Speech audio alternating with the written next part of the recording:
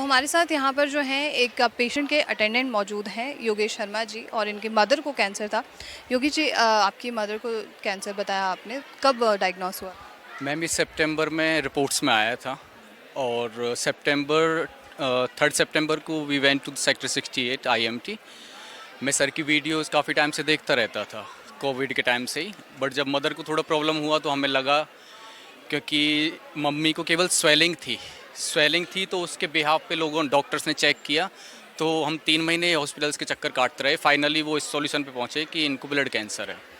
हमारा थोड़ा दिमाग ख़राब हुआ इस चीज़ को लेके, मम्मी का केस था, तो मेरे दिमाग में पता नहीं कैसे बात आई कि मैं एक बार बी आर चौधरी जी से मिल लूँ। एक कीमो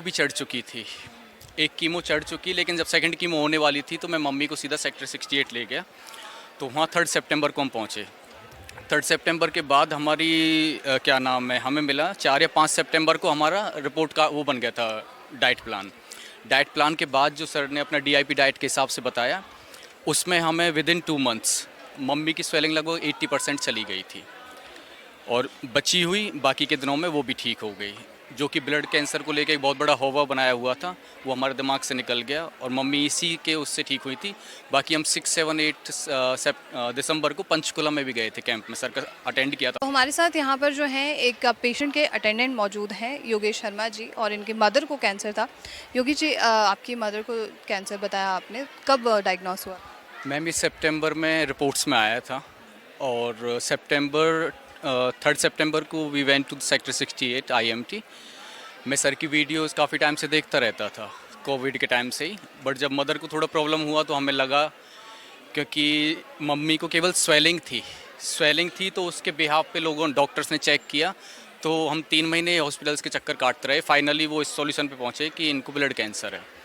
हमारा थोड़ा दिमाग ख़राब हुआ इस चीज़ को लेके, मम्मी का केस था, तो मेरे दिमाग में पता नहीं कैसे बात आई कि मैं एक बार बी आर चौधरी जी से मिल लूँ। एक कीमो चढ़ चुकी, लेकिन जब सेकंड कीमो होने वाली थी तो मैं मम्मी को सीधा सेक्टर 68 ले गया। तो वहाँ 3 सितंबर को हम पहुँचे।